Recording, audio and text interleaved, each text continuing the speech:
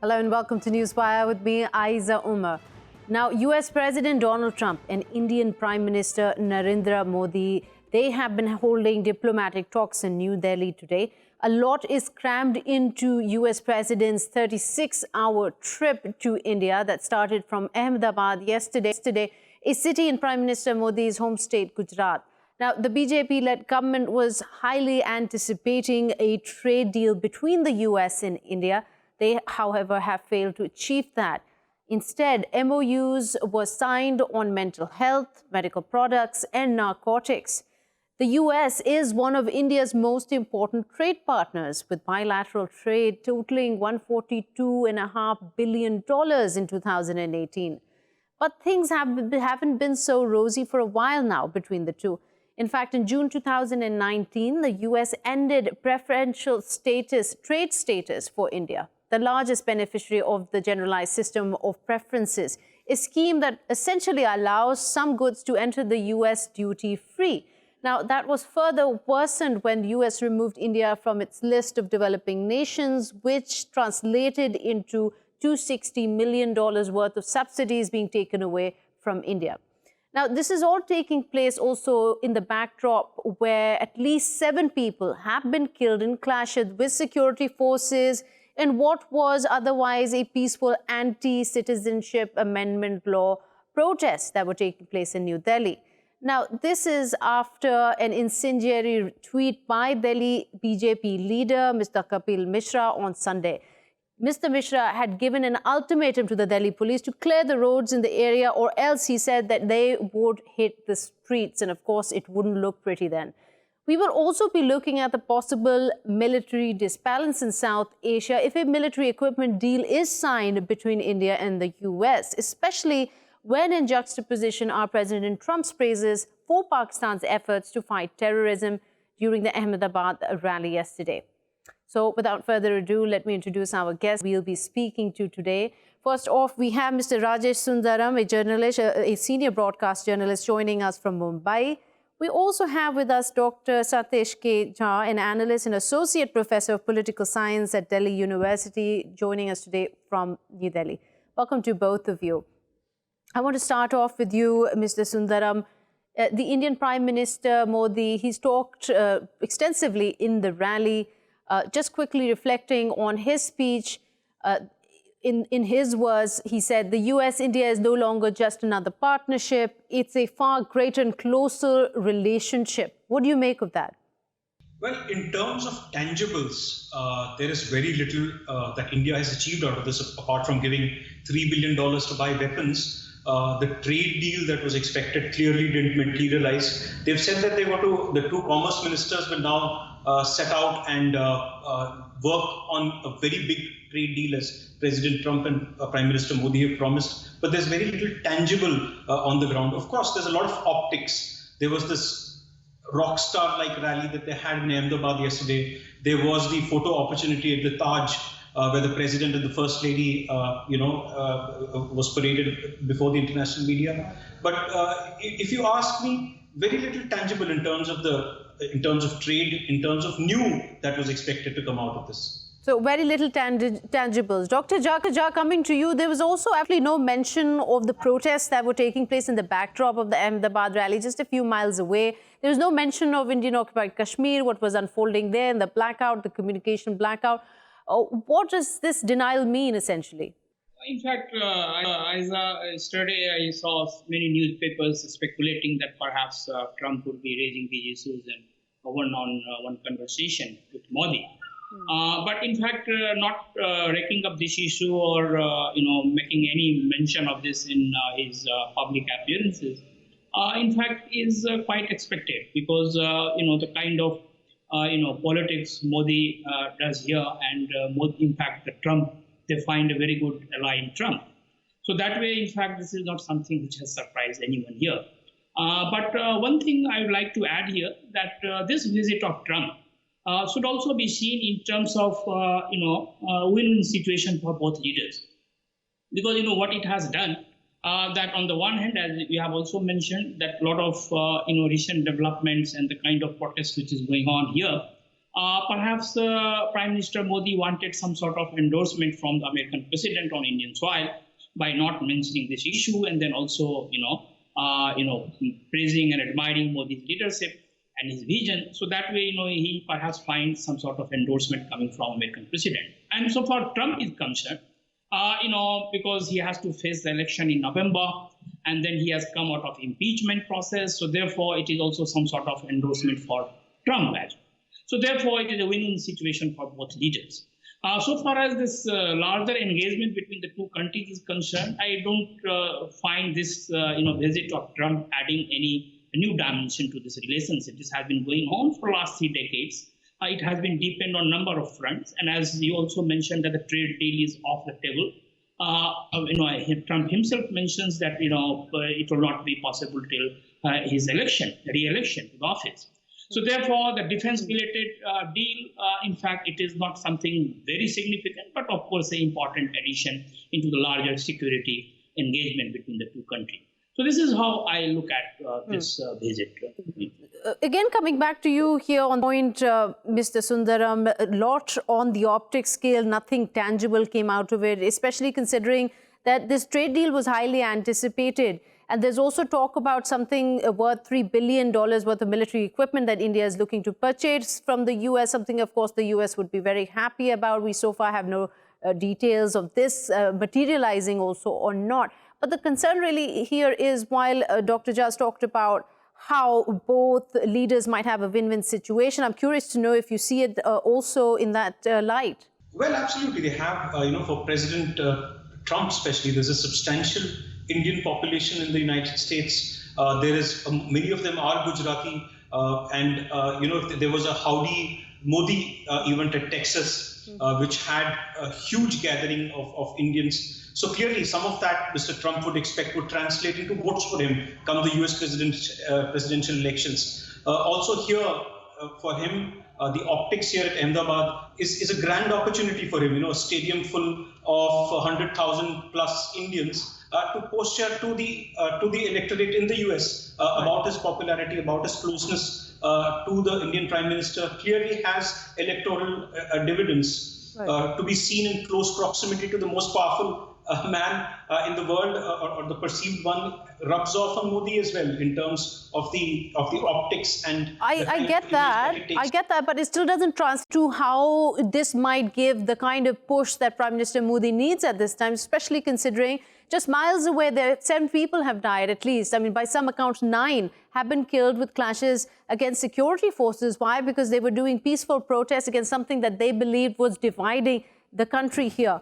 But also a very sort of sensitive issue came up here where President Trump addressed the crowd talking about Pakistan. But before I get comments from you both on this, let me welcome another voice. We have Major General Ijaz Awan, an analyst joining us from Rawalpindi. Major General, President Trump, I'm sure you must have heard of this statement of his where he was addressing a crowd in Ahmedabad. By some accounts, 125,000 people were there. He lauded Pakistan's role against terrorism. He talked about how Washington, Islamabad, they have good relationship now. And ironically, he said all of this from behind a bulletproof glass. When Trump added to this that India has an important role to play for peace and stability in the region also, what have you deduced from these comments while he said it in a platform in India?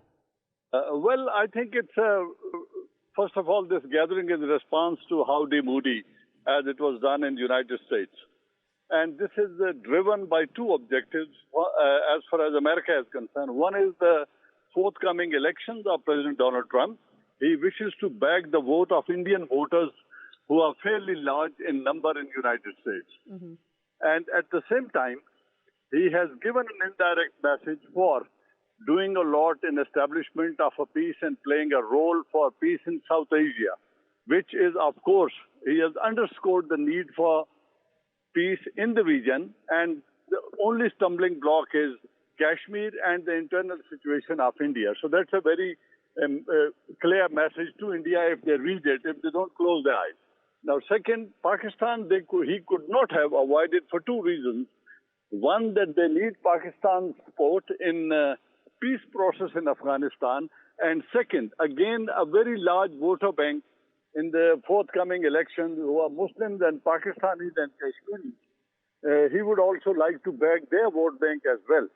So I think we have had such appreciations earlier as well. So it's an embrace and then, a departure or walking away. Okay. So this time, at the moment, I think it is good for Pakistan that Pakistan has neither been criticized for so-called accusations by the Indians of involving in their internal matter. Right. And second, that Pakistan's role has been appreciated in the region. Okay, but General Ijaz, let me ask you this then. He did not even mention, President Trump, the issue of what is unfolding here in Indian-occupied Kashmir. He didn't even bring up that he had offered to mediate on at least 2 occasions between India and Pakistan over the what is happening. And also, do you feel that maybe not mentioning this at a time where India in itself is involved in so many protests since December meant something? Let's be very clear that there is a political motive behind, and the geopolitics is not only ruthless. It is divorced of morality, I would say, at the international level.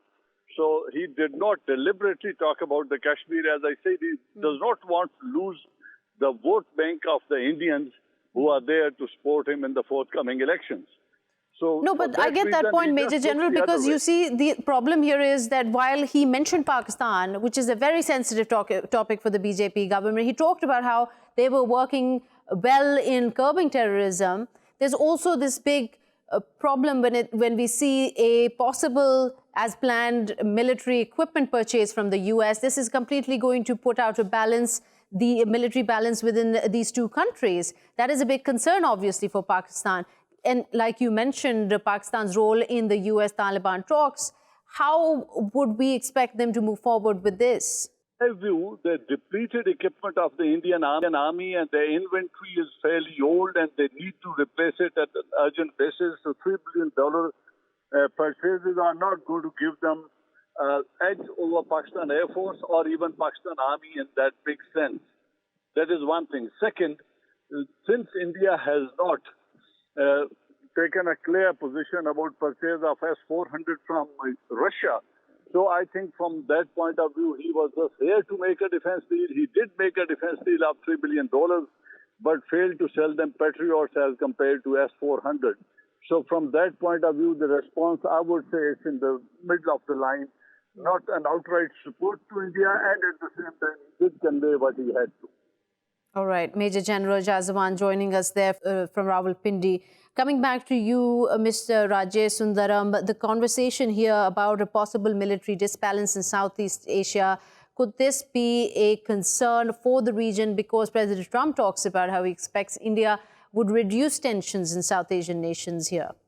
Well, absolutely. Because see, there are a whole lot of dynamics here. Now, I wouldn't talk from a military standpoint. I'm not a military man. I'm also a pacifist and a journalist. But of course, there is the larger South Asian region that we look at. There is the US policy in Afghanistan, their plans to move from there, the peace talks. All of that really leaves a lot of vacuum here. And in that light, if we see these massive defense purchases, there is a scope, So, of course, on the one hand, we have a situation where there is no resolution to long-pending festering issues. At the same time, we have a situation where instead of things diffusing, are getting into a situation where a third party is making sales of weapons and profiting from it. So clearly, I mean, that's my take on it. I'd rather not comment on it.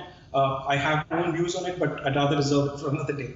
Right, but Dr. Jha, this is, even if we're not talking from a military point of view, in terms of the weapons being purchased, but just as a symbolic gesture, I mean, at the end of the day, for the US, India is a bulwark against China in the region. So it does convey that message, does it not, Dr. Jha?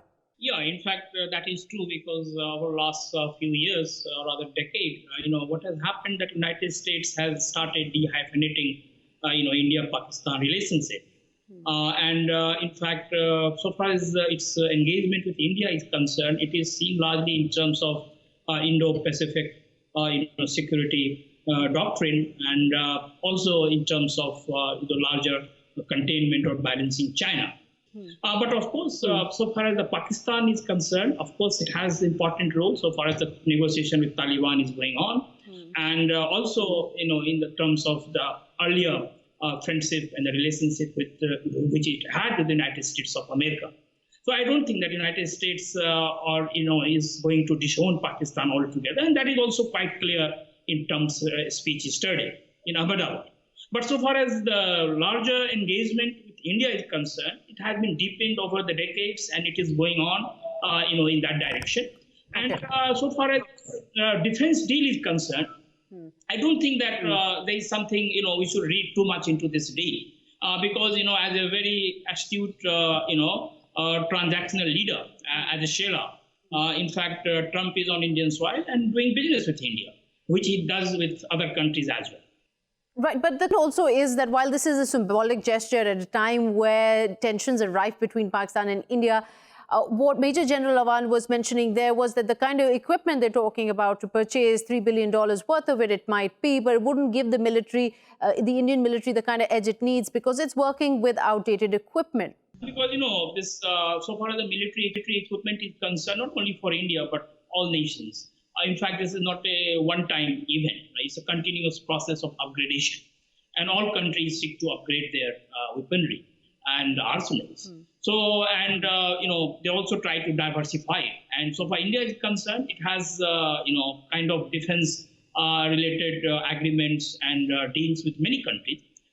United States is, of course, one of the major country in last few decades. But Soviet Union at one point of time was. And later even Russia. In fact, with Russia, India has signed many deals. Right. Many European countries are also on board. So therefore, in fact, this is something very normal in terms of the geostrategic calculation of nation you state. mentioned Russia there, but with Russia, Pakistan doesn't have the kind of situation, the kind of relationship where it expects a lot from Pakistan. The US, on the other hand, does, especially when a possible deal is just within reach now with the US and Taliban.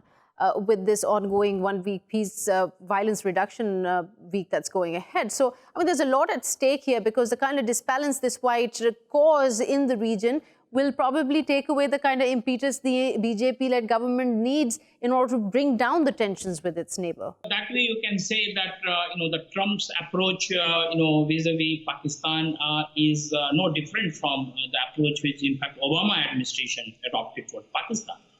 And they have been, of course, looking at Pakistan as a very important ally in terms of reining in Taliban.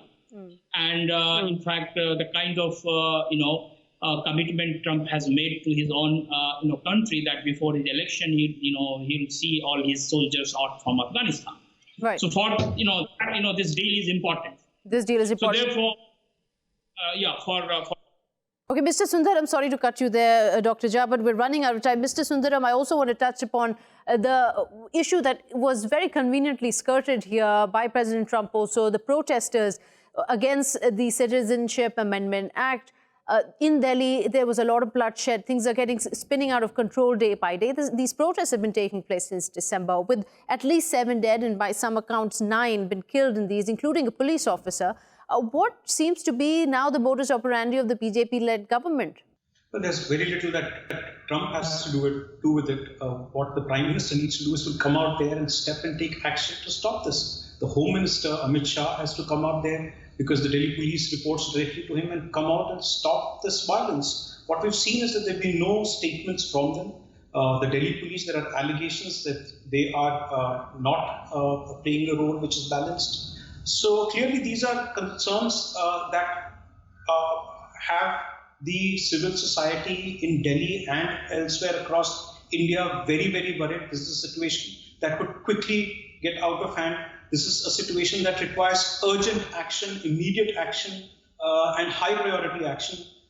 Clearly a situation which calls for the army to be called in because the Delhi police has failed to control the situation. It's being accused of having a bias towards a particular community.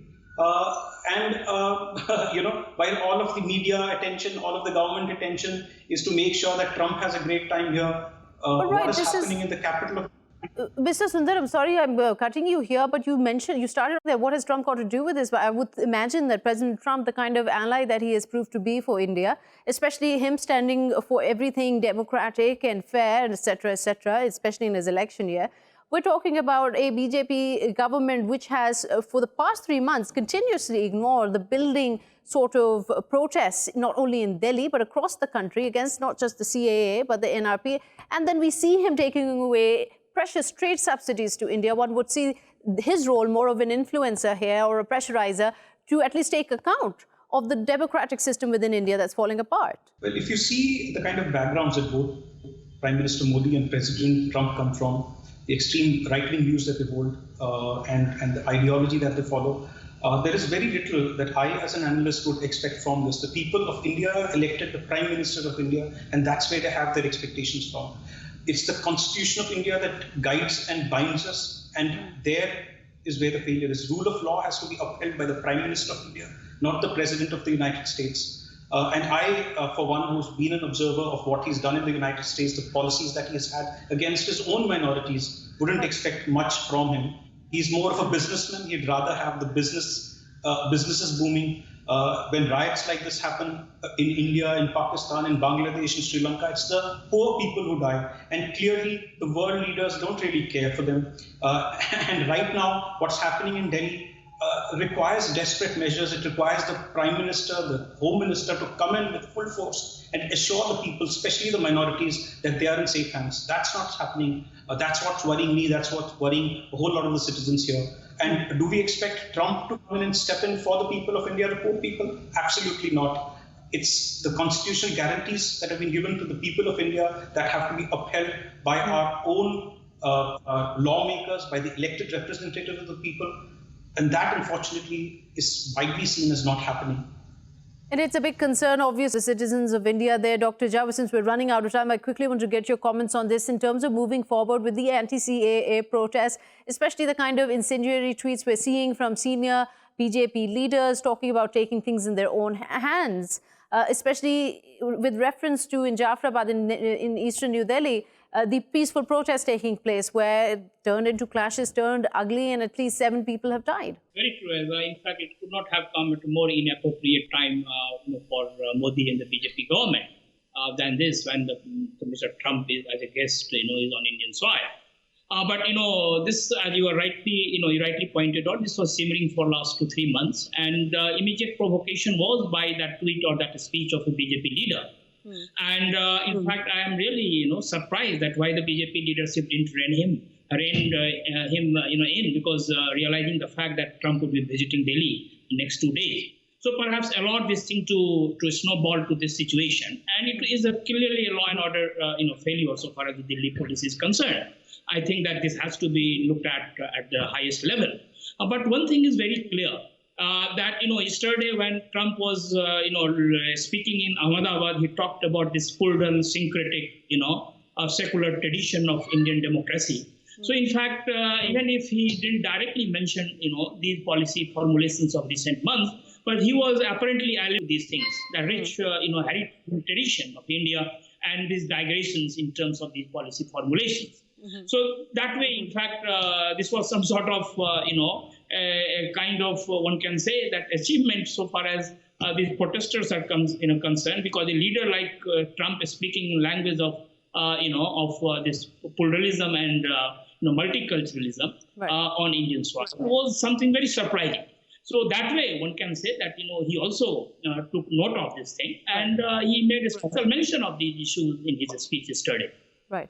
Now, you alluded to while you talk about this, let's also refer to another democratic tradition which usually is taking place in the past when foreign dignitaries or like President Trump, President Barack Obama, even during his visit to India, it usually takes place where opposition leaders are called in for a meeting with these dignitaries, something that we did not see this time round. In fact, in the state dinner tonight, it is there is a very conspicuous invitation missing to Sonia Gandhi, who has not been invited to the dinner being hosted by the ruling party. And why is that, Mr. Sundaram? Well, I think there's been a lot of the traditions that have been there's been a departure from that since the time Mr. Modi has become the Prime Minister.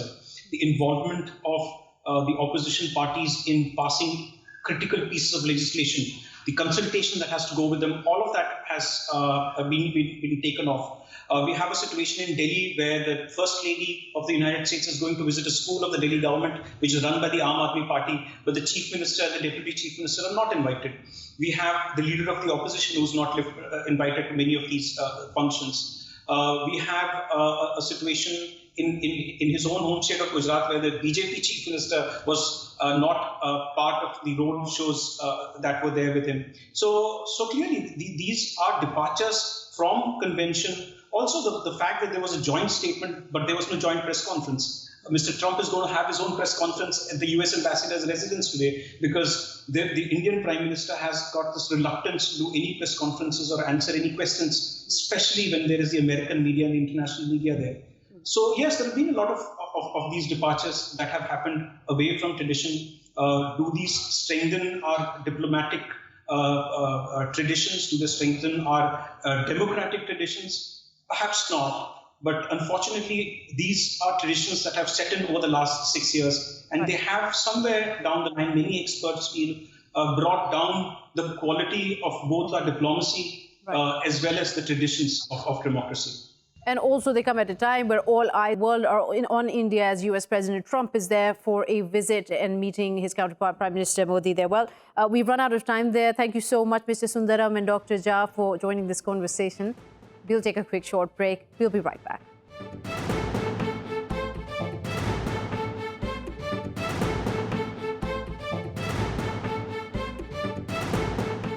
Welcome back to Newswire with me, Ayza Omar. We'll be talking about Malaysian Prime Minister Mahathir Mohamad's surprise move, where he resigned yesterday.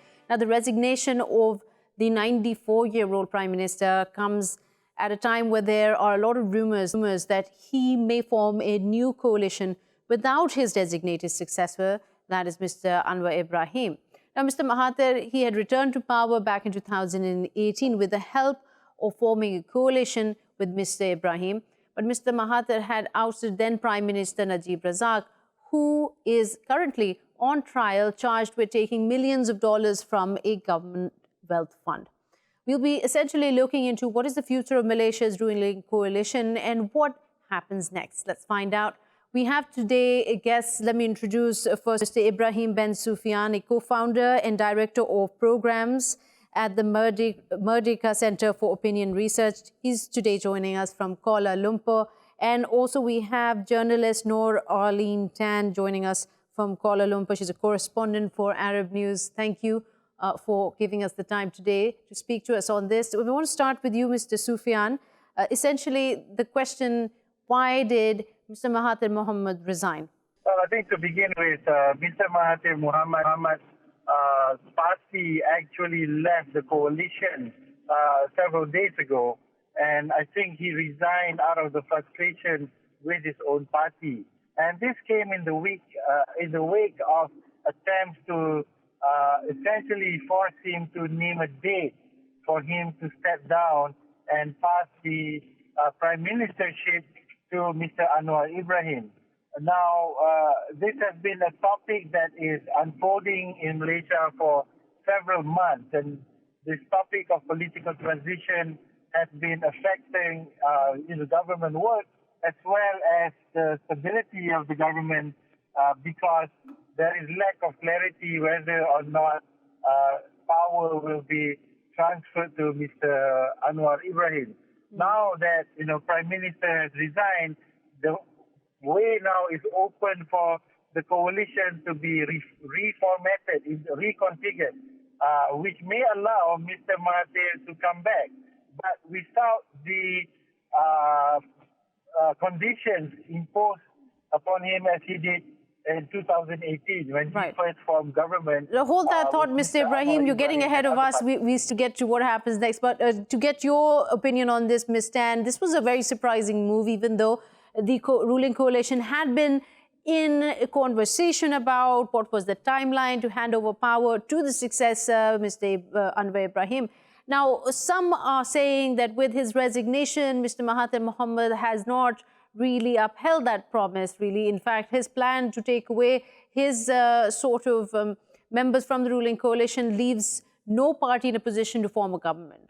So, well, what we can see is the general election will be in 2023, and within those 2 years, what we are looking right now is everyone is being on standby, including the election committee, and as well as the possibility to call for a snap election. But by the looks of it, which especially with what is happening today, where the Malaysian king is calling for personal interviews with 222 members of parliament within the span of 2 days to get the command of confidence by the majority in the parliament, and as well as Mahathir meeting key and top opposition as well as Pakatan Harapan leaders in his office in Putrajaya of possibility of forming a new coalition government or a new cabinet as well as even a unity government. So and at this stage right now, anything can happen.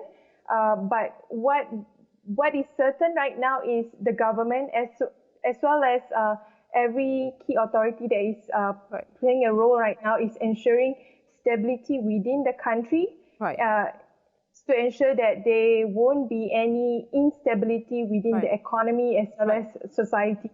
Right, but Ms. Tan, there is a big concern if the monarch, as you mentioned, he's called into all the members for an interview to pick out the next leader, the next prime minister to take power. But what if this process fails? What if he is not able to pick out that political leader? Well, the Malaysian king is in fact exercising his constitutional power under the Article 43(2). So the king basically does not have any political power and will not exercise any political power. He's making his role as the Malaysian king under the constitution to make his judgment over the command of confidence by the member of parliament, whether the current government or on his role, and whether the current interim government would be able to hold the power as well as would be able to transit the power to a new government or a new coalition. Right. So, okay, then Mr. Ibrahim, let me ask you this. If Mr. Mahathir, as is expected, is to pull out his own political party from the coalition, from the ruling coalition, and tie up with the opposition, I mean, so in that scenario, and if snap elections do take place, wouldn't it be better for political parties, to go about themselves to form a majority than to go into elections? Well, I mean, in the current situation, I think most parties, with the exception of parties that were in the opposition, are not keen to go into an election. The ruling coalition, before its dissolution yesterday, has been performing very poorly in surveys as well as in by-elections. So I think there is a lack of willingness to actually carry out an election. Instead, so what is the biggest concern? What is the biggest concern political parties have of going into snap elections? Are they afraid they might enrage the already enraged electorate right now? They might lose votes instead of win more?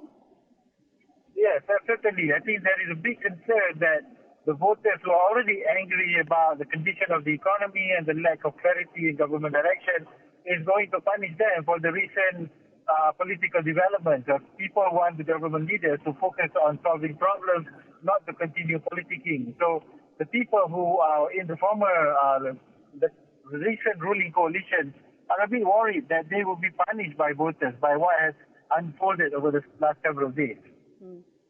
Okay, but in your opinion, just taking a little step back here, this in itself and the kind of tussle that has taken place between Mr. Mahathir and Mr. Ibrahim, where Mr. Ibrahim has accused him of being a traitor, as the agreement between the two of handing power never took place, how is this affecting Malaysia's situation right now? If you look at the two men, there is a relationship that has had conflict over the last 2 decades. Based on the surveys that have been done in the country, both men draw sizable support. But Mr. Ibrahim draws his support mostly from the non-Muslim minority population, while Mr. Mahathir draws support from the Muslim majority population. Ideally, if the two individuals can work together, it could potentially form a very strong and popular government. However, because the two are working together for political convenience, they are not able to actually consolidate their strength.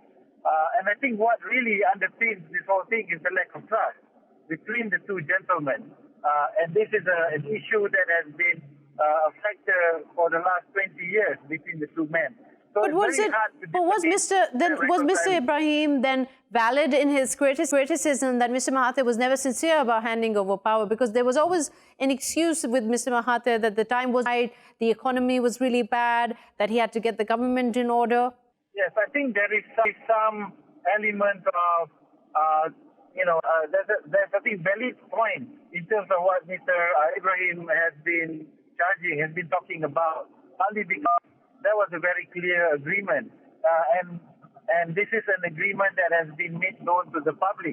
But by what has happened over the last several days, the situation is changing in the sense that Mr. Mahathir is basically saying whoever commands support of the members of parliament will become prime minister. So I think that is also why this process of interviewing members of parliament is taking place, to actually determine who they support to become prime minister of Malaysia. And as soon as Dr. Mahathir Mohamad, he was announced as the interim prime minister, in this political crisis, Ms. Tan, the currency was said to rebound in Malaysia. Of course, there are a lot of other internal problems that Malaysia is facing, but also in terms of its current geopolitical position, what is the effect you see unfolding on Malaysia because of this crisis? Well, as we witnessed yesterday, it did affect Malaysia's stock exchange market. But at the same time, we always have to look at the future. And if all things run smoothly in terms of the transition of power, the selection of leaders, it will not have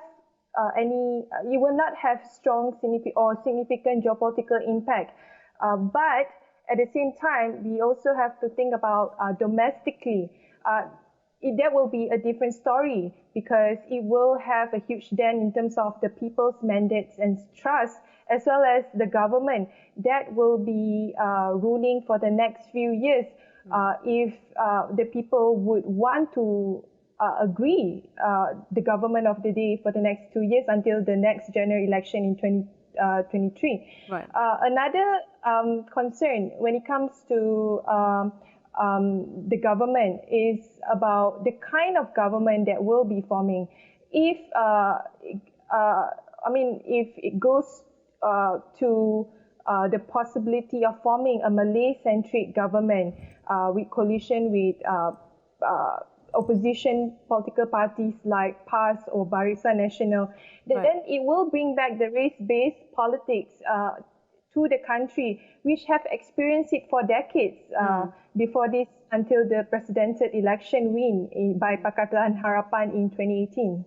All right. Well, thank you so much, Dan, and thank you, Mr. Ibrahim, for giving your voice to this conversation. Also, we see Mr. Mahathir having stepped aside, but some analysts comment on this, a master move by the 94-year leader to stay on top of the power pyramid in Malaysia. Well, that's all the time we have. We'll see you tomorrow with a new episode of Newswire. Till then, goodbye.